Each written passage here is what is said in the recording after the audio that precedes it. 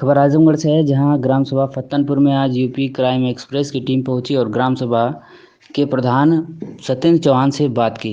आपको बता दें, ग्राम सभा में किए गए विकास कार्यों की समीक्षा की और ग्राम प्रधान से बातचीत में सारे विकास कार्यों के बारे में जाना। वहीं प्राथमिक विद्यालय के शिक्षकों को लेकर भी बातचीत हुई और चर्चा हुई। क्या कुछ कहा ग्राम प्रधान ने, संवाददाता असरद खान से सुनिए। नमस्कार, आदाब। आप देख रहे हैं यूपी क्राइम एक्सप्रेस। मैं आपके साथ अरशद खान। आज मैं मौजूद हूँ ग्राम सभा फत्तनपुर में। आज हमारे साथ मौजूद है खास मेहमान ग्राम सभा फत्तनपुर के प्रधान सत्येंद्र चौहान जी। हम इनसे बात करेंगे ग्राम सभा के विकास को लेकर और प्राथमिक विद्यालय से भी जुड़ी कुछ बातें करेंगे। सत्येंद्र भाई, आपका लाइव यूपी क्राइम एक्सप्रेस पे स्वागत है। बहुत बहुत धन्यवाद अरशद भाई जी, आपने यूपी क्राइम जो है कि आपने हमारा काम और हमारे ग्राम सभा का विकास देख के आप हमसे संपर्क किया। आपका बहुत बहुत धन्यवाद जी। अगर मेरा पहला सवाल रहेगा सत्येंद्र भाई कि जैसे अगर ग्राम सभा में विकास की बात करें तो विकास तो काफी आपने जो बहुत कम समय में बहुत ज्यादा विकास किया है, जिसकी जो है जनता काफी प्रशंसा कर रही थी। इस पे आप क्या कहना चाहेंगे? देखिए, पहले मैं अपने फत्तनपुर जनता का बहुत बहुत धन्यवाद देना चाहता हूँ, जिन्होंने मुझे इस लायक समझा और मुझे जो कि मुझ पर विश्वास जताया। और मेरा यही प्रयास रहेगा कि मैं उनके विश्वास पे हमेशा खरा उतरूं, हमेशा उनके दुख सुख में शामिल रहूं और जहां तक मेरी कोशिश रहेगी उनके हर संभव प्रयास करूंगा उनकी मदद करने के लिए। जो विकास की बातें रही, सबसे बड़ी बात थी कि पिछले कार्यकाल में जो लगभग 1 साल पूरा हो गया, उसमें हमें समय बहुत कम मिल पाया, क्योंकि हमारा पंचायत भवन नहीं बना हुआ था, जिसमें हमारे जिलाधिकारी का सख्त निर्देश था कि जब तक हमारा पंचायत भवन क्लियर नहीं होता, आप निधि से कोई काम नहीं करवा सकते। हमें बनवाने में 7-8 महीना लग गया उसको बनवाने में, और आप लोग ग्रामवासियों के सहयोग से, आप सभी लोगों के सहयोग से हमारा पंचायत भवन अब क्लियर हो गया है। उस कार्यकाल में 5-6 महीना मिला काम करने के लिए। फिर भी हमने यथासंभव विकास कार्य किया जितना हो सका। जैसे प्राथमिक विद्यालय हमारे 2 हैं, जिनमें हमने टाइल्सीकरण का काम करवाया। जो बच्चों को सुविधाएं, मतलब बच्चे फर्श पे बैठते थे, काफ़ी टूट फूट गया था। हमने सोचा हमारे बच्चे यहाँ से दूर से आते हैं पढ़ने के लिए, कम से कम उनकी सारी व्यवस्था वहाँ पे होनी चाहिए।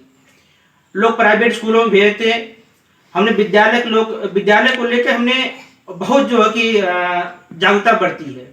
हम समय समय पे वहाँ निरीक्षण भी करते रहते हैं कि विद्यालय में कितनी पढ़ाई हो रही है, मास्टर कब आ रहे हैं, कब जा रहे हैं। ठीक है, क्योंकि आने वाला समय हमारे बच्चों का भविष्य है।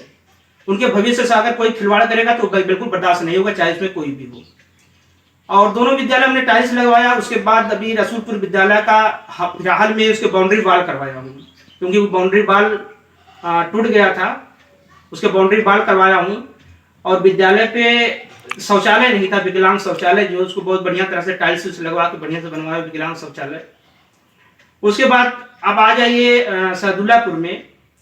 सदुल्लापुर की स्थिति ये थी कि पिछले 70 सालों में कोई यहाँ पे ध्यान ही नहीं दिया। जितने भी प्रधान आए, कोई यहाँ पे ध्यान ही नहीं दिया। अब किस वजह से नहीं दिया वो तो उनकी मानसिकता रही होगी, लेकिन मैं कोई भी ग्राम को लेकर मेरा चारों मौजा, रसूलपुर, फत्तनपुर, मुस्तफाबाद, चारों मौजा मेरा अपना है। जितना विकास सदुल्लापुर में होगा उतना हर मौजा में होगा। क्यों कुछ लोग कहते हैं कि सदुल्लापुर के प्रधान हो गए तो ये सदुल्लापुर को ही देखेंगे। जी जी, ठीक है, लेकिन ऐसा मेरा ध्येय बिल्कुल नहीं है, क्योंकि मुझे जो वोट दिया वो भी मेरा है, जो नहीं दिया वो भी मेरा है।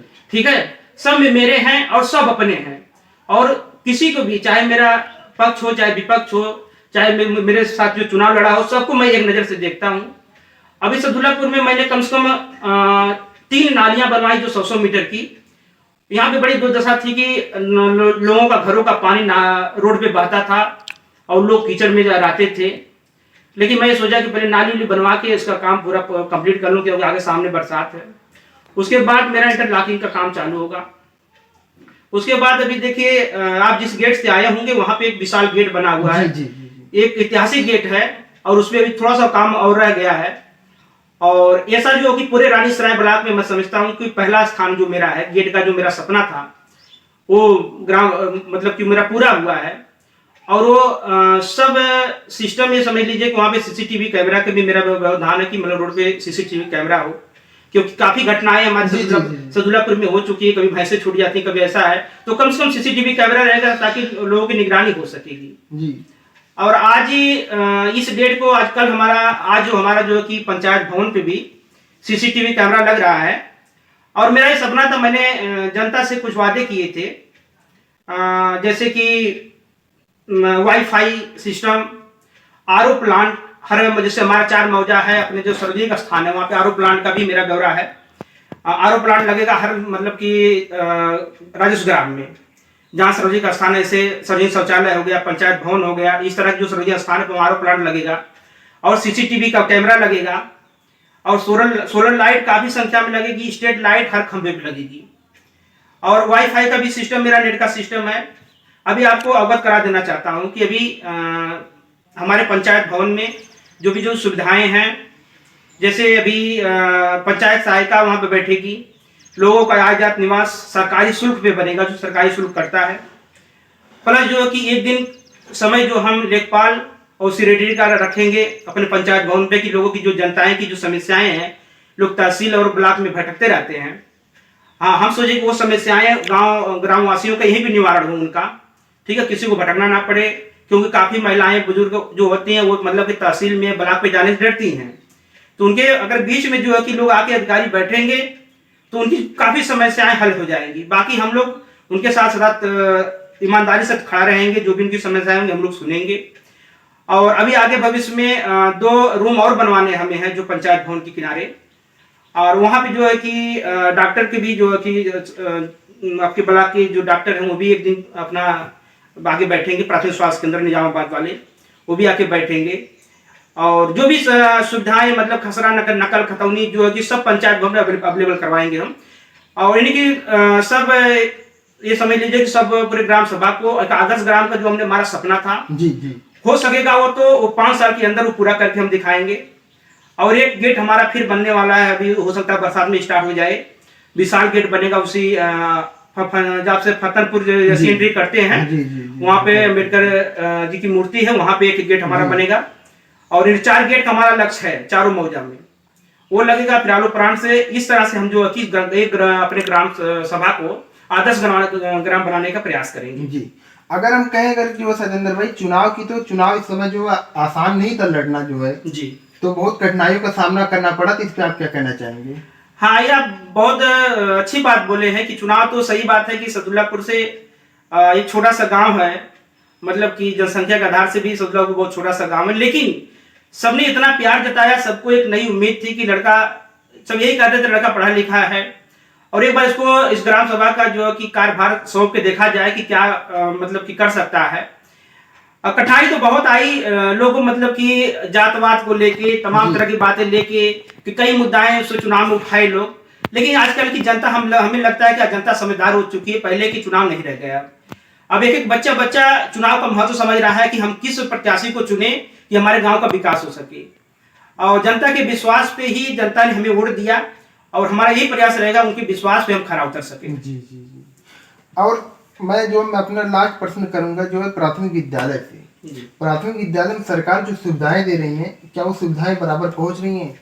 दूसरी चीज अगर मैं कहें, अगर किताबें, तो अभी जो हम अभी हाल ही में आप जानते हैं कि आपके संज्ञान में हमने वहाँ का सर्वे किया, बच्चों से बात की, तो शिक्षा में तो किसी तरह की हमने कमी नहीं पाई, लेकिन वहाँ पे जो किताबें भी कुछ बच्चों को नहीं आ पाई, तो इस पे आप क्या कहेंगे? इसके लिए अभी हम जो कि टीचर से संपर्क करेंगे, बीच में तो अभी मतलब कि छुट्टी का समय वो था, बाकी अगर त्रुटि हमसे हुई होगी, अगर नहीं पूछ पाए होंगे तो हम टीचर से जरूर संपर्क करेंगे। लेकिन जो भी हमारा एक भी बच्चा जो है कि बिना किताब बिना कोई सुविधाएं लिए, जैसे मिड डे मील हुआ, उनको भोजन का हुआ, हम समय समय भी निगरानी करते रहेंगे कि उनके किसी तरह के उनके साथ कोई लापरवाही नहीं बरतनी पड़े, क्योंकि हमारा ज्यादातर फोकस विद्यालय पे रहेगा, क्योंकि बच्चे ही आने वाले हमारे भविष्य हैं। क्योंकि सबसे बड़ी चीज है, देखिए ग्राम जो है कि ग्राम वासी जो है कि इतना मतलब कि महंगाई के नाते इतना मतलब कि सब महंगे विद्यालय में पढ़ा नहीं सकता कोई, ठीक है, सक्षम नहीं उतना कोई है, मिडिल क्लास के लोग हैं, ठीक है। हम सोचते हैं जो अपने बच्चों को लोग प्राइवेट विद्यालय में भेजते हैं,